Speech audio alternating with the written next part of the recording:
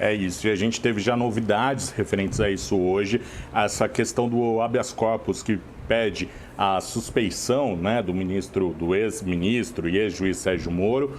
A gente teve o ministro Gilmar Mendes pautando para a segunda turma do STF, para hoje à tarde, e agora há pouco o ministro Edson Fachin pediu, né, que esse processo, né, essa questão da suspeição fosse encaminhada para o plenário do STF.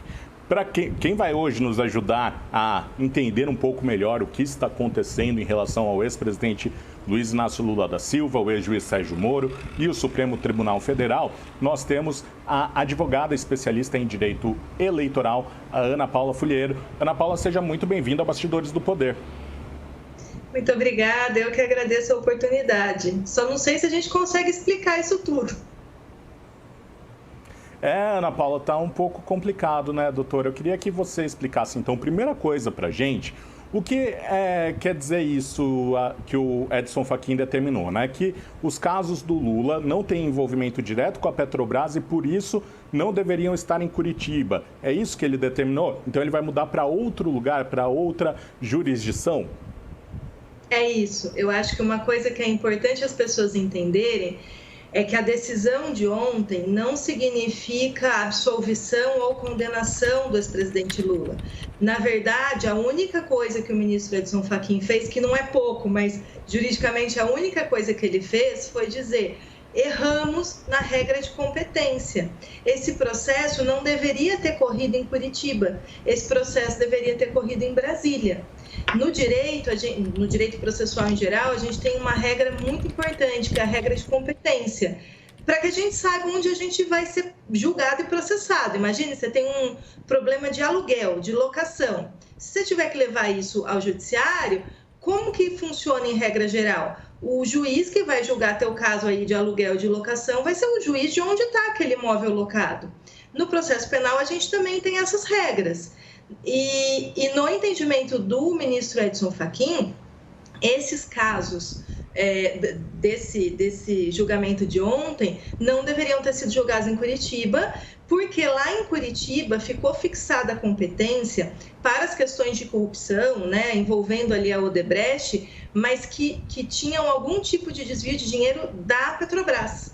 E nesses casos, pela denúncia, não há dinheiro da Petrobras, há um envolvimento de outros órgãos, mas não da Petrobras, então não ficaria em Curitiba. Os atos foram praticados em São Paulo e uma parte em Brasília, e aí já há uma decisão anterior, da época que o ministro Teório Zavascki era vivo, que fixava então a competência para casos parecidos de outras pessoas que estavam nessa situação para Brasília. Doutora, boa tarde, é Rose falando, tudo bem com a senhora? Deixa eu perguntar, com a decisão de ontem, o Lula ele se torna elegível e a ficha limpa volta, né? Ele volta a ter ficha limpa e ele pode ser candidato no ano que vem. Essa é uma pergunta. A segunda é, ele poderá entrar com uma ação contra o Estado em função do tempo que ele ficou preso e das condenações? Nossa, Rose, que difícil. Vamos lá, a primeira parte, que é a mais fácil. Hoje, ele está elegível. Se ele estará elegível amanhã, se julgarem o agravo regimental que a PGR já falou que vai interpor, se ele estará elegível o ano que vem, a gente não consegue dizer, porque a elegibilidade é verificada no momento que a pessoa pede para ser candidata, pede o registro de candidatura. Então, até anteontem, se o Lula quisesse ser candidato, tinha uma nuvem sobre ele dito condenação criminal em segunda instância, que é órgão colegiado. E essa nuvem atraía a aplicação da lei da ficha limpa. De ontem para frente, de ontem, hoje e até se essa situação mudar, não tem mais essa nuvem de condenação criminal de órgão colegiado. Então, se ele pedisse hoje uma candidatura, né, se existisse uma candidatura para ele pedir hoje, ele poderia, porque não ia mais ter a atração da lei da ficha limpa. Se no ano que vem ele vai poder, depende, isso para o Lula ou para qualquer outro pretenso candidato, depende se ele vai estar nessas mesmas condições. Se surgir alguma outra condenação, alguma outra nuvem dessa, aí ele não pode ser candidato. A elegibilidade do Lula a gente consegue responder hoje. E com relação ao que você tinha perguntado, se ele pode pedir uma indenização, acho que a gente precisa ver em dois aspectos, né? Os eleitoralistas estão em polvorosa hoje por conta do afastamento dele da eleição de 2018, né? É uma discussão que sempre existiu no âmbito do direito eleitoral, que era a definitividade da lei da ficha limpa, que excluía as pessoas de uma eleição, mesmo que elas não tivessem condenações definitivas. E agora a gente está com um exemplo muito grande, né? Porque era uma candidatura de presidência da República. Acho que neste aspecto, eu não consigo ver indenização, porque o que a Justiça Eleitoral fez estava certo. Quando ela julgou o pedido de registro de candidatura dele, havia uma condenação criminal, né? Não havia nenhuma declaração de nulidade.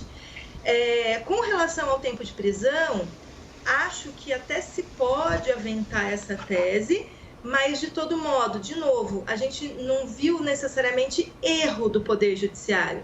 A gente viu uma interpretação com relação à competência. Esse processo vai seguir, né? Ele vai seguir agora no Distrito Federal. Pode ser que as provas sejam aproveitadas. Então, acho que talvez a gente até veja a defesa do presidente Lula fazer isso, mas os casos de indenização, eles são muito próprios de erro. E não é exatamente erro aqui, é uma discussão jurídica sobre a competência.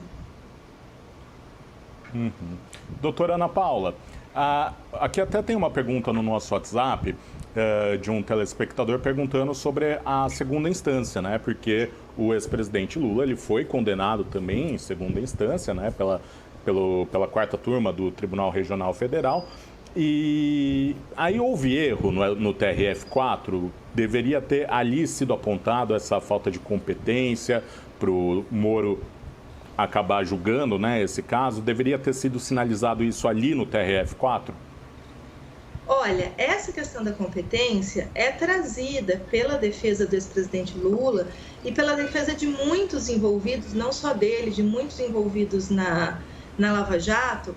Essas questões são trazidas e reiteradas. E isso é normal de um processo.